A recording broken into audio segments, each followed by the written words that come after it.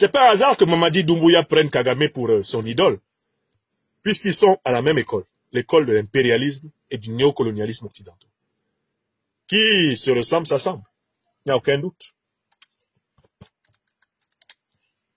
Il n'y a aucun doute. Moi, je ne suis pas étonné.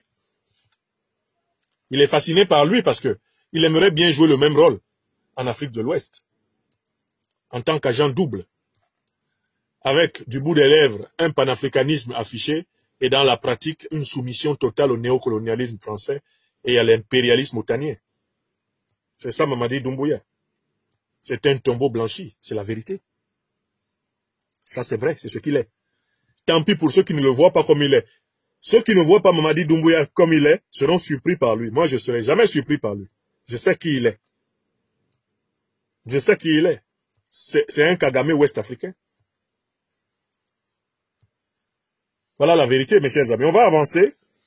J'aurais pu faire vraiment uniquement cette émission sur le Congo, tellement j'ai eu mal quand j'ai vu la manière dont a été assassiné cet officier supérieur, le général Peter Chirimwami. J'ai mal au cœur devant ces millions de Congolaises et de Congolais assassinés dans notre silence, dans notre impuissance, dans notre contemplation. J'ai vraiment mal au cœur et je voudrais participer à ce qui va nous faire passer du sentiment d'impuissance à l'action.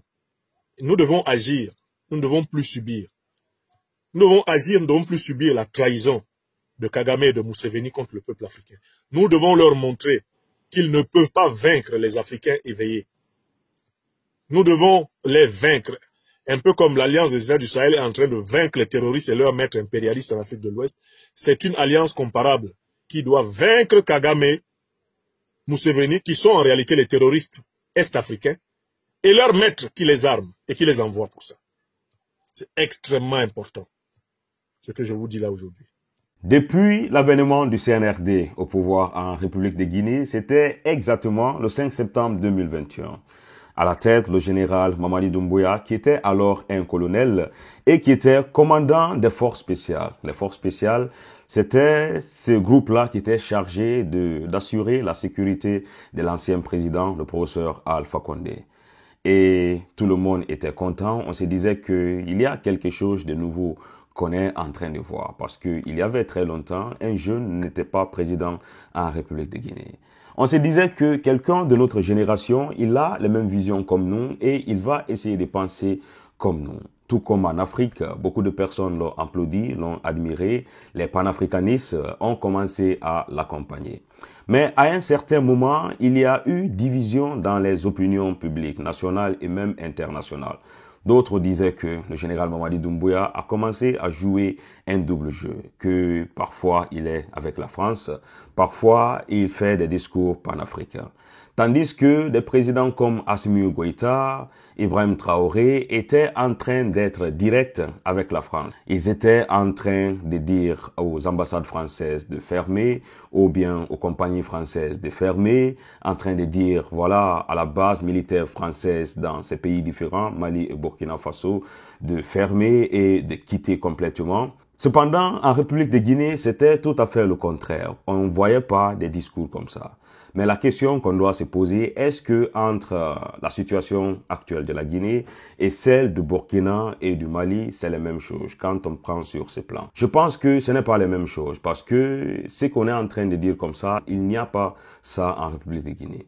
Que ce soit les bases militaires françaises ou bien, voilà, la monnaie donc qu'on appelle le franc CFA, on n'a pas tout ça en République de Guinée.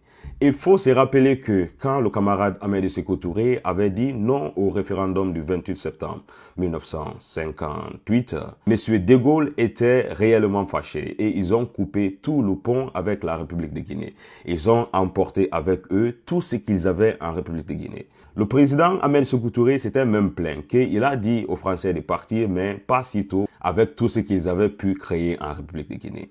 Voyant cette situation, il s'était tourné à la Russie et au Cuba. C'est avec ces pays-là qu'il avait travaillé. Il avait instauré un système. C'est avec ça qu'il parvenait à prendre en charge sa population et les travailleurs de la fonction publique. Il y a plusieurs documentaires qui circulent encore sur YouTube ici. Si vous avez le temps, vous pouvez chercher pour regarder, pour qu'on puisse voir encore plusieurs visions dans le problème de la Guinée comparativement à celui du Mali, de Burkina Faso et du Niger. On va comprendre un peu la différence qui existe de près avec ce qui se vit actuellement au Mali, au Burkina et en République de Guinée. Je veux dire ici que la République de Guinée a déjà sa propre monnaie depuis très longtemps. Il n'y a pas de base militaire proprement dite en République de Guinée. Peut-être qu'il y a des coopérants français, des militaires qui sont là, infiltrés dans le gouvernement, qui sont en train de travailler pour la France.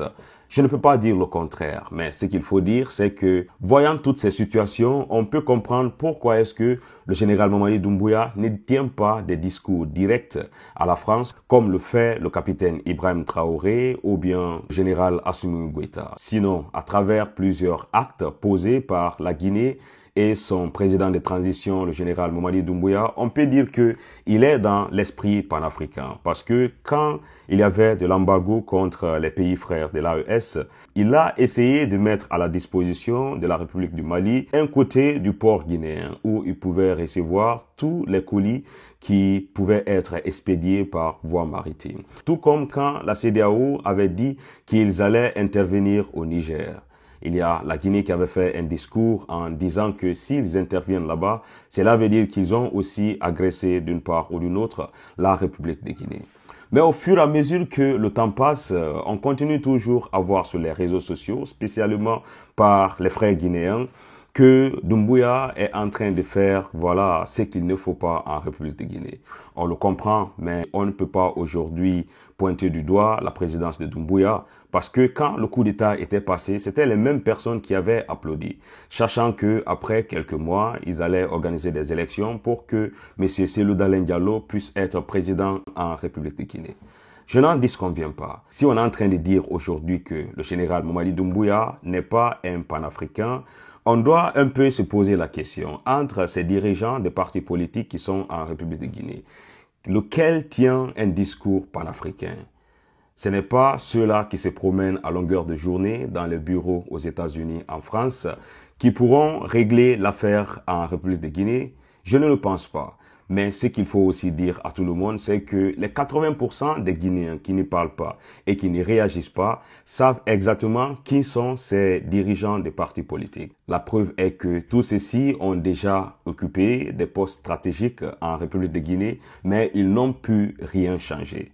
Ce n'est pas aujourd'hui qu'ils vont essayer de changer quelque chose. En tout cas, mes frères, c'était mon avis concernant le général Doumbouya. Est-ce qu'il est panafricaniste ou pas? Est-ce qu'il est en train de jouer un double jeu ou pas? C'est à chacun de nous d'asseoir sa propre conviction et de penser comme il veut. Mais ce qu'il faut dire, c'est que pour l'instant, en République de Guinée, il n'y a pas un leader de parti politique qui peut réellement, voilà, faire l'affaire des Guinéens et qui tient un discours panafricaniste. Ceux-là qui veulent être présidents, ce sont eux-là qui ont plongé la Guinée dans toutes ces situations dans lesquelles nous sommes en train de vivre aujourd'hui. Sans exception. Je parle de tous ces dirigeants des partis politiques sans exception. Raison pour laquelle, si le choix revient à vous de faire entre le mal et le pire, je pense que vous avez déjà fait votre choix. Sur ce, mes frères, n'oubliez pas de laisser en commentaire tout ce que vous pensez concernant, voilà, la position du général Mamadi Doumbouya. Est-ce que c'est quelqu'un qui est au fond panafricain ou bien c'est quelqu'un qui est en train de jouer un double jeu?